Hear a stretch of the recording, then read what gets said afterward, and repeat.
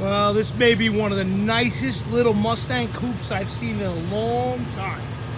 Beautiful black Mustang coupe, completely restored, all new floors, beautiful underneath.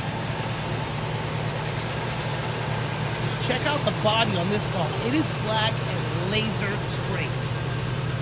It's got a Shelby GT500 kit on it, just so cool. Flared out fenders.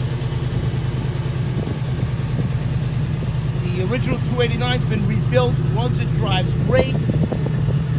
Here a running, she purrs. Just a laser straight. All the lines are nice. It takes a lot to get a black car to look like this, and it's just a beautiful example of a show quality Mustang coupe. All new black and white pony interior.